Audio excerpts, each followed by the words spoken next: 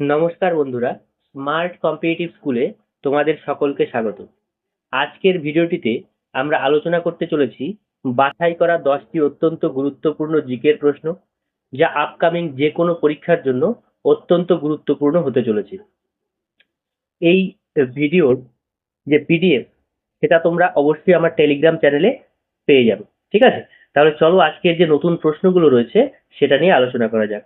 প্রথম প্রশ্ন কি বলেছে, যে ভারতে কোন শহরকে প্রসাদ নগরী বা ভারতের সাংস্কৃতিক রাজধানী বলা হয়? Option A Jaipur, option B Kolkata, option C Hyderabad, option D Mahishur. তাহলে ভারতের প্রসাদ নগরী বা ভারতের সংস্কৃতির রাজধানী বলা হয় কলকাতাকে। Option B. কেন বলা হচ্ছে? তার কারণ ব্রিটিশ সময় থেকেই বিভিন্ন ধরনের যে সাংস্কৃতিক কার্যকলাপ সেগুলো কলকাতার বুকেই হতো আর কি, গড়ে উঠেছিল। এবং বিভিন্ন ধরনের প্রাসাদ, বড় বড় প্রাসাদ, সেগুলো কলকাতার বুকে গড়ে উঠেছিল। সেই কারণে এখানে এই কলকাতাকে আমরা প্রাসাদ নগরী বলে চিনি। ঠিক আছে, তাহলে কলকাতার স্থাপত্য শৈলী ও ব্রিটিশ আমলে নির্মিত অসংখ্য রাজকীয় ভবন, যেমন ভিক্টোরিয়া মেমোরিয়াল, তারপরে হচ্ছে মার্বেল প্যালেস, এর জন্য একে প্রসাদ নগরী বলা হয়। শিল্প, সাহিত্য, সংস্কৃতির ঐতিহ্যের কারণে ভারতের সংস্কৃতির রাজধানীও এই কলকাতাকে বলা হয়ে থাকে। ঠিক আছে, তাহলে এবার এক্সট্রা ডেটার মধ্যে রয়েছে যে জয়পুর হলো গোলাপি শহর, মহীশূর, মহীশূরকে আমরা চন্দনের শহর বলে থাকি, মানে সিটি অফ স্যান্ডালউড। নেক্সট প্রশ্ন, যে ওস্তাদ আমজাদ আলী খান নিচের কোন বাদ্যযন্ত্রটি বাজানোর জন্য বিশ্ববিখ্যাত? Option A sitar, option B বাঁশি, option C sarod, option D santoor. তাহলে উত্তর কি হবে? উত্তর হচ্ছে অপশন সি সরোদ। সরোদ বাজানোর জন্য বিখ্যাত। পণ্ডিত রবিশঙ্কর বিখ্যাত সেতার বাদক ছিলেন, আর হরিপ্রসাদ চৌরসিয়া তিনি বিখ্যাত বাঁশি বাদক ছিলেন। এই দুটো এক্সট্রা ডেটাও তোমরা কিন্তু জেনে রাখবে। বোঝা গেল? পরবর্তী প্রশ্ন দেখো কি বলেছে, যে বিখ্যাত চতুর্থ বৌদ্ধ সঙ্গীতই কার রাজত্বকালে অনুষ্ঠিত হয়েছিল? Option A Ajatashatru, option B Kalashoka, option C Ashoka, option D Kanishka. তাহলে এর আনসার কি হচ্ছে? এর আনসার হচ্ছে কুষাণ সম্রাট কনিষ্ক। কত খ্রিস্টাব্দে? আনুমানিক 72 থেকে 78 খ্রিস্টাব্দে এই সভা আয়োজিত হয়। স্থান কোথায়? এর স্থান হচ্ছে জলন্ধর, যেটা কাশ্মীরে রয়েছে, জলন্ধর। ঠিক আছে, সভাপতি কে করেন? সভাপতি এই চতুর্থ বৌদ্ধ সঙ্গীতের সভাপতি ছিলেন বসুমিত্র। এই সময়েই বৌদ্ধ ধর্ম দুটো বিভাগে ভাগ হয়। একটা হলো হীনযান, আর একটা হচ্ছে মহাযান। ঠিক আছে, হীনযান আর মহাযান। বোঝা গেল? দেখো নেক্সট প্রশ্ন, বিখ্যাত ইবন বতুতা কোন সুলতানের রাজত্বকালে বা শাসনকালে মরক্কো থেকে ভারতে এসেছিলেন? Option A Alauddin Khilji, option B Mohammad bin Tughlaq, option C Firoz Shah Tughlaq, option D Sikandar Lodi. উত্তর হচ্ছে মোহাম্মদ বিন তুঘলক।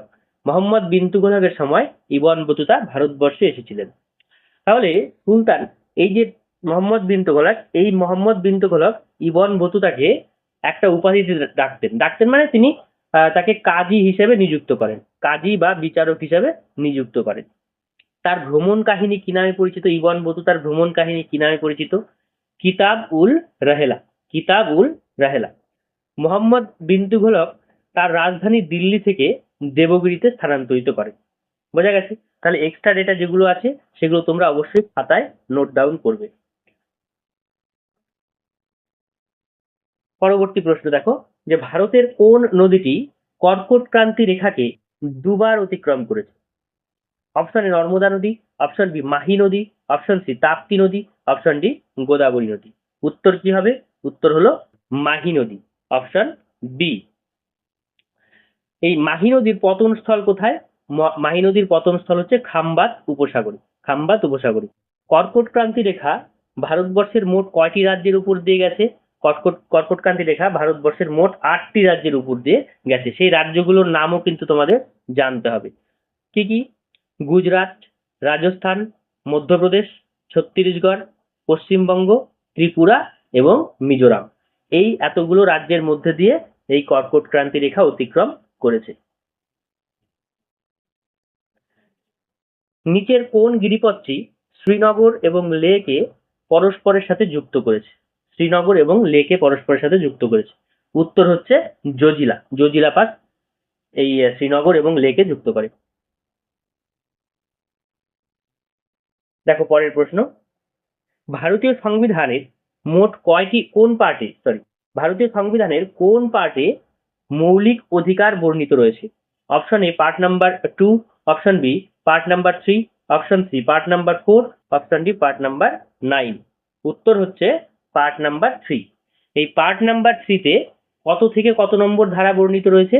পার্ট নাম্বার 3 তে রয়েছে 12 থেকে 35 নম্বর ধারা। ঠিক আছে, তার মানে এই ধারার মধ্যেই মৌলিক অধিকার রয়েছে। আচ্ছা, এটা কোথায় থেকে, কোন দেশের সংবিধান থেকে নেওয়া হয়েছে? এই মৌলিক অধিকার নেওয়া হয়েছে ইউএসএ বা আমেরিকার সংবিধান থেকে। বোঝা গেল? আর মৌলিক কর্তব্য যদি বলতো, তাহলে মৌলিক কর্তব্য নেওয়া হয়েছে কার সংবিধান থেকে? সোভিয়েত রাশিয়া বা ইউএসএসআর এর সংবিধান থেকে। মূল সংবিধানে মোট কতগুলো মৌলিক অধিকার ছিল? মূল সংবিধানে যখন ভারতবর্ষের সংবিধান গঠিত হয় তখন মোট 7টি মৌলিক অধিকার ছিল, কিন্তু পরবর্তীতে একটি মৌলিক অধিকারকে বাদ দেওয়া হয়, সেটা বাদ দিয়ে কত হলো? 6।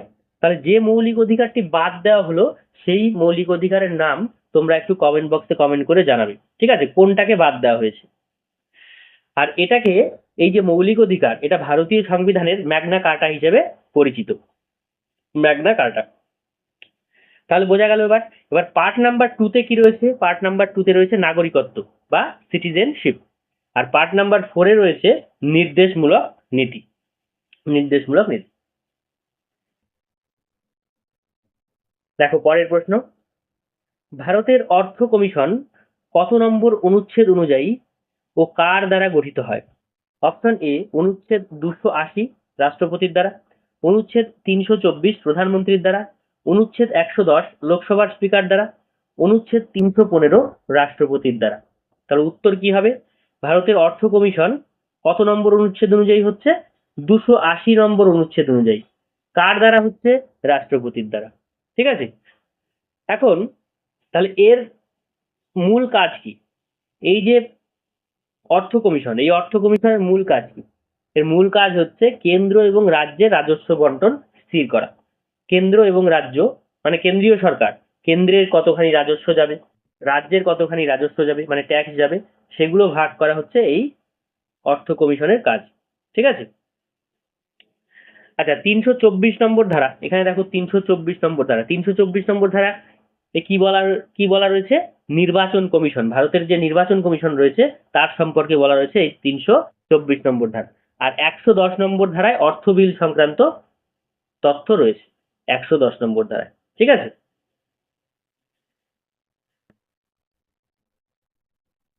পরবর্তী প্রশ্ন, ভারী জলের মানে হেভি ওয়াটার এর রাসায়নিক সংকেত ও নাম কোনটি? অপশন এ H2O, যেটাকে আমরা বলি hydrogen oxide. Option B D2O, যেটাকে বলি deuterium oxide. Option C H2O2 hydrogen peroxide. Option D CO2 carbon dioxide. তাহলে উত্তর কি হবে? ভারী জলের সংকেত হচ্ছে D2O। D2O। ঠিক আছে, D2O। তাহলে এর আণবিক ওজন কত? এর আণবিক ওজন হচ্ছে 20। এর আণবিক ওজন হচ্ছে 20। কি কাজে ব্যবহার করা হয়?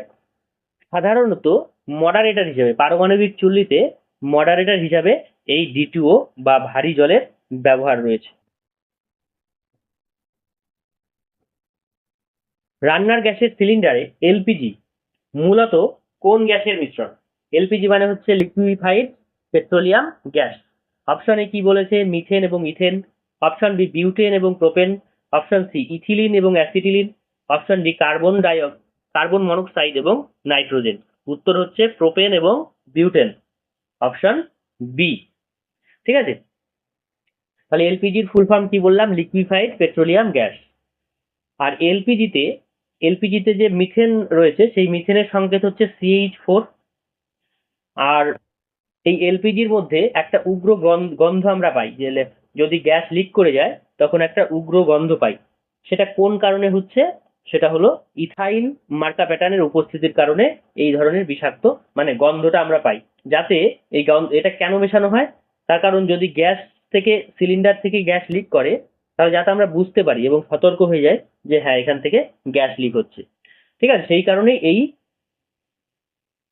এই তোমার রাসায়নিকটি ব্যবহার করা। ঠিক আছে, তাহলে দেখো একবারে শর্টকাটে লিখে দেওয়া হয়েছে। প্রসাদ নগরী কাকে বলা হচ্ছে? কলকাতাকে। শরৎবাদক হচ্ছে আমজাদ আলী খান। তারপর ইতিহাসের প্রশ্নের মধ্যে রয়েছে চতুর্থ বৌদ্ধ সঙ্গীতি কনিষ্ক। কনিষ্কর সময় হয়েছিল, কোথায় হয়েছিল? কাশ্মীরে। ইওয়ান বতুতা মোহাম্মদ বিন তুঘলকের সময় এসেছেন। কর্কট ক্রান্তি রেখা দুবার পার করে মাহি নদী। শ্রীনগর এবং লে এর সংযোজক ইয়েকে বলছি আমরা জজিলা পাস। মৌলিক অধিকার কত নম্বর পার্টে রয়েছে? Part number 3। আর অর্থ কমিশন অনুচ্ছেদ নাম্বার 280। ভারী জলের সংকেত হচ্ছে D2O। আর এলপিজি হচ্ছে বিউটেন এবং প্রোপেনের মিশ্রণ। ওয়ান লাইনার হিসাবে যদি আসে তাহলে কিভাবে পড়বে দেখো। প্রসাদ নগরী বলা হচ্ছে কলকাতাকে। শরৎবাদক হলো ওস্তাদ আমজাদ আলী খান। চতুর্থ বৌদ্ধ সঙ্গীতি হয়েছিল কনিষ্ক, মানে কনিষ্ক আয়োজন করেছিল কাশ্মীরে। ইবন বতুতা যার আমলে আসেন মোহাম্মদ বিন তুঘলক। কর্কট ক্রান্তি রেখা দুবার অতিক্রম করে, কর্কট ক্রান্তি রেখাকে দুবার অতিক্রম করা নদী হলো মাহি নদী। শ্রীনগর এবং লে সংযোগকারী পাস আমরা বলছি জজিলা। মৌলিক অধিকার পার্ট নাম্বার 3। আচ্ছা, এটা কিছু নয়। আচ্ছা, অনুচ্ছেদ নম্বর হচ্ছে 12 থেকে 35। অর্থ কমিশন গঠন করা হয় অনুচ্ছেদ নাম্বার 280 অনুযায়ী। ঠিক আছে, ভারী জল হচ্ছে D2O। এলপিজি এর প্রধান উপাদান বিউটেন এবং প্রোপেন। তাহলে দুবার করে তোমাদের রিভিশন হয়ে গেল। ঠিক আছে, তাহলে আজকের মতো এই পর্যন্তই। ভিডিওটিকে ভালো লাগলে তোমরা লাইক, শেয়ার এবং সাবস্ক্রাইব করবে। আর ভিডিওটিকে শেষ পর্যন্ত দেখার জন্য অনেক অনেক ধন্যবাদ।